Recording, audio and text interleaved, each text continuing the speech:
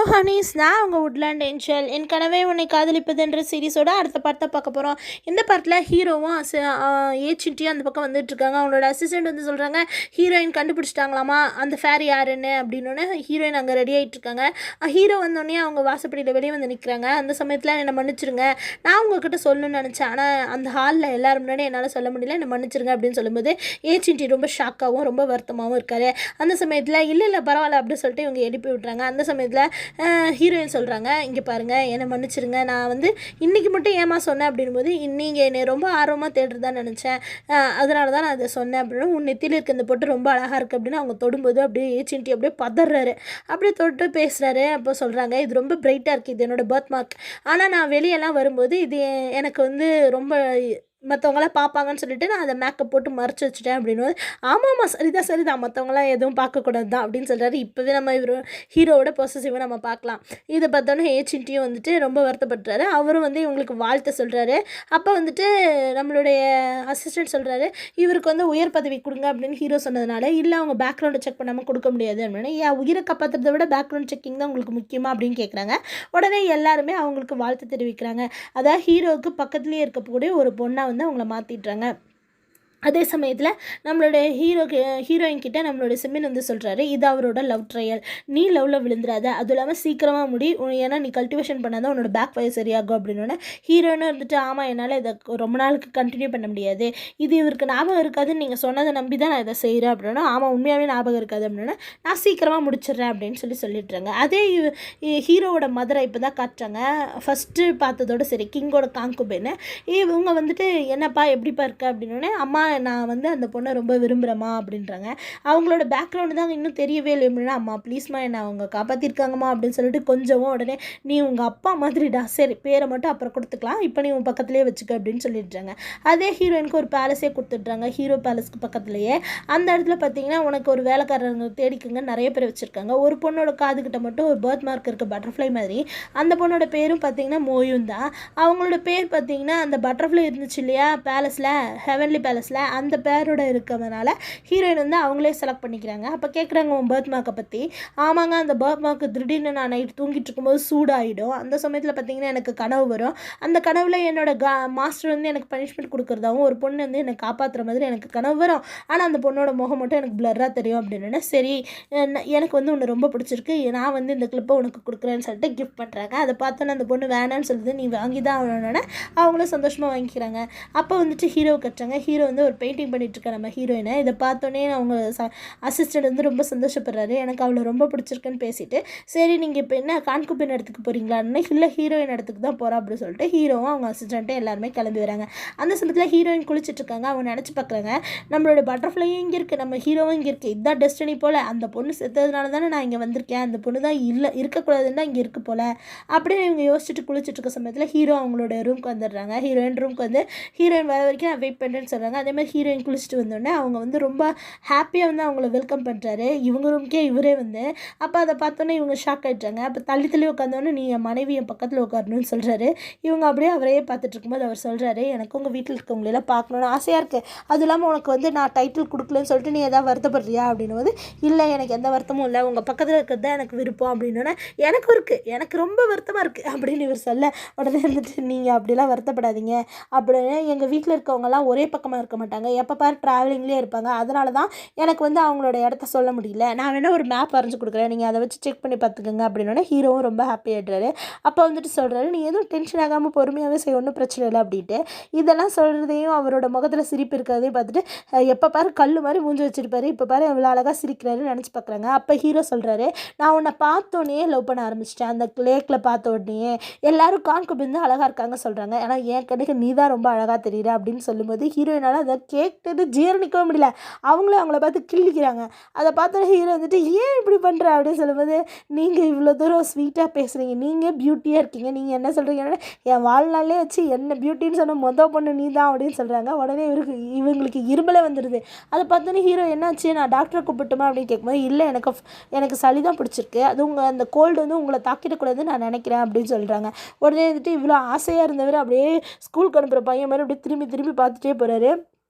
அவங்களும் வந்து அமைதியாக இருக்காங்க. இவர் வெளியே வந்தோடனே சரி கான்குபினை பார்க்க போகலாமா அப்படின்னு அவங்க அசிஸ்டன்ட் கேட்குறாங்க. ஏன்னா அவங்க ஒரு இளவரசி இல்லையா. இல்லை நம்ம பேலஸ்க்கு போகலாம், கான்குபினை பத்திரமா பார்த்துக்கோங்கன்னு சொல்லிட்டுருங்க. இதே வந்துட்டு நம்ம ஜீஹோவோட அசிஸ்டன்ட் வந்து சொல்கிறாங்க, இந்த மாதிரி நேற்று நைட்டு ஹீரோ வந்து ஹீரோயினை பார்த்துருக்காரு, ஆனால் நம்மளை வந்து பார்க்கல அப்படின்னா நம்மளுக்கு ஹீரோவை பார்க்கணுன்ற அவசியம் இல்லை, நம்ம ஸ்டோனை தான் கண்டுபிடிக்கணும், நம்ம வேலையை நம்ம தெளிவாக இருக்கணும் அப்படின்னு இவங்க சொல்லிட்டுருக்காங்க. அதே இங்கே பார்த்திங்கன்னா அடுத்த நாள் காலையில் நம்ம ஹீரோயினை பார்க்கறதுக்காக ஹீரோ வராரு. ஹீரோயின் ஏதோ தோட்டத்தில் பண்ணிகிட்டு இருக்காங்க. என்ன பண்ணுறாங்கன்னு வந்து எட்டி பார்க்குறாரு. அமைதியாக வந்து பின்னாடி நின்றுட்டு வாசம் நல்லா இருக்குது, டேஸ்ட் எப்படி இருக்கும் அப்படின்னு சாப்பிட்டு பார்க்குறீங்களா அப்படின்னு சொல்லிட்டு ஹீரோயினும் ஆசையாக எடுத்து அந்த ஸ்வீட் பொட்டேட்டோவை அவங்களுக்கு கொடுக்குறாங்க சுட சுட. அவர் பார்த்துட்டு செம்ம டேஸ்ட்டாக இருக்குது அப்படிங்கிறாரு. எல்லோரும் டெலிகேட்டாக சாப்பிட்டு தான் நான் பார்த்துருக்கேன், நீ தான் இப்படி வித்தியாசமாக சாப்பிட்ற அப்படின்னு சொன்னோன்னே மற்ற இளவரசிங்கெல்லாம் இப்படி தான் சாப்பிட்றாங்க, நீ தான் இப்படி வித்தியாசமாக சாப்பிட்றேன்னு எனக்கு இது ஒருத்தவங்க செஞ்சு கொடுத்தாங்க, அது ஞாபகமாக தான் நான் இதை அடிக்கடி செஞ்சு சாப்பிட்றேன், நானுமே அவர் செஞ்சு கொடுத்தா ஃபஸ்ட்டு சாப்பிட்டேன் அப்படின்னு. வேற ஒருத்தவங்க செஞ்சு கொடுத்தாங்களா, அவங்க யார், அவங்கள நான் பார்க்கணுன்னு ஆசைப்பட்றேன் அப்படி சொல்லிட்டு அவர் முகத்தை நீங்களே பாருங்களேன் செம்ம ஜலஸாக கேட்குறாரு.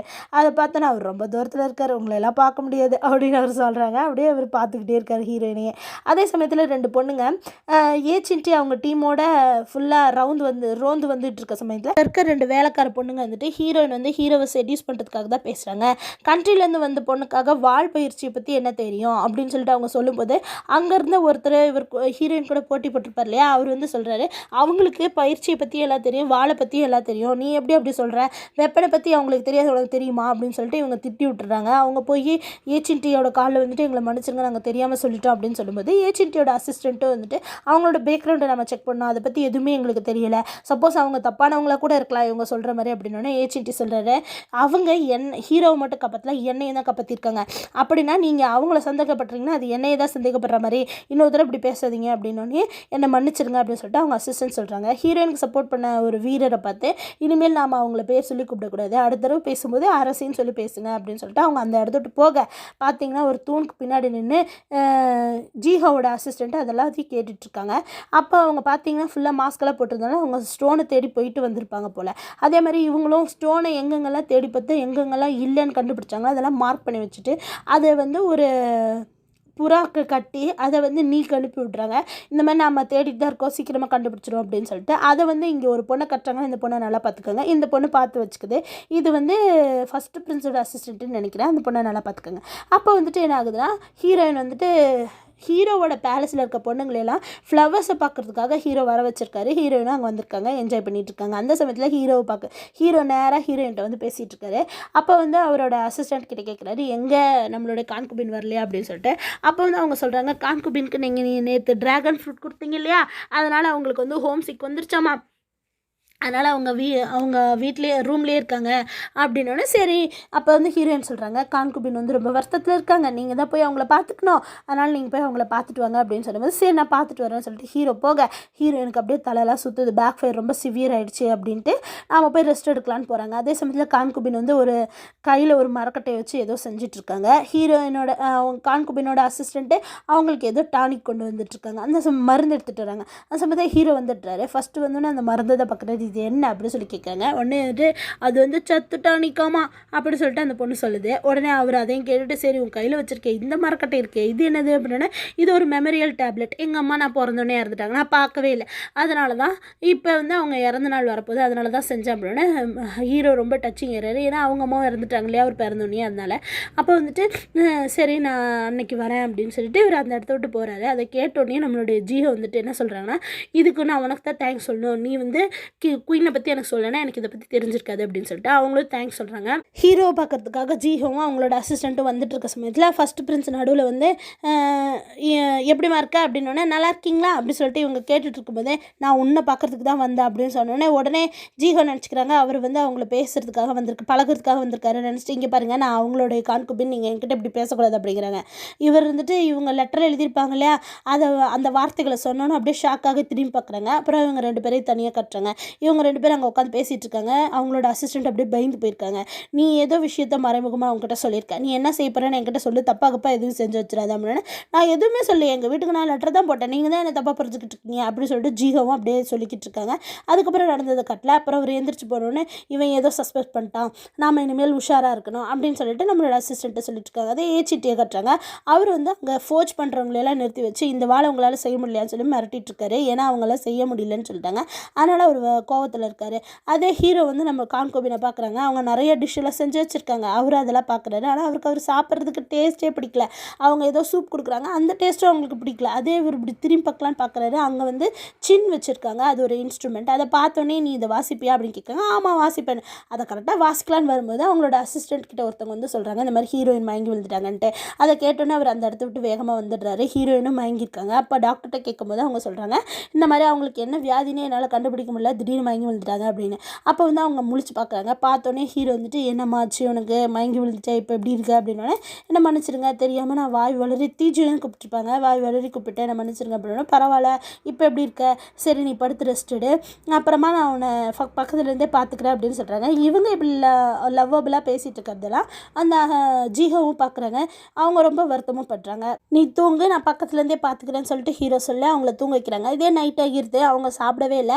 சாப்பிடாமல் அங்கே உட்காந்துட்டு யோசிச்சுட்டே இருக்காங்க. அந்த சமயத்தில் அந்த பட்டர்ஃப்ளை பொண்ணு வெளியே போகலான்னு கதவை திறக்க ஹீரோ கரெக்டாக உள்ளே வராரு. அவர் உள்ளே வரும்போது கையில் 2 ஸ்வீட் பொட்டேட்டோவும் எடுத்துகிட்டு வராரு. அதுக்கப்புறம் பார்த்தீங்கன்னா அவங்ககிட்ட வந்து கொடுக்குறாரு. நீ சாப்பிட்லையா அப்படின்னு சொல்லி கேட்டுட்டு அவங்களும் அதை வாங்கி சாப்பிட்லான்னு அப்படியே சாப்பிடும்போது அவங்களுக்கு வந்து தீஜுன் கூட சாப்பிட்டது தான் ஞாபகம் வருது. இவங்க ஃபாக்ஸாக இருக்கும்போது அதை நினச்சி பார்த்தோன்னே இவங்க அழுகுறாங்க. அதே டேஸ்ட்டில் இருக்குது அப்படின்னு சொல்லிட்டு. அதை கேட்டோன்னே ஏன் அழுகிற, டேஸ்ட் நல்லா இல்லையா அப்படின்னு சொல்லிட்டு ஹீரோ கேட்க இல்லை இது ரொம்ப டேஸ்ட்டாக இருக்குது அப்படின்னு சொல்கிறாங்க. அவங்க ஒருத்தங்க செஞ்சு கொடுத்தாங்கன்னு சொன்னீங்க, அதை விட டேஸ்ட்டாக இருக்கா அப்படின்னு சொல்லி கேட்டோட யார் சொல்கிறீங்க அப்படின்னு கேட்குறாங்க.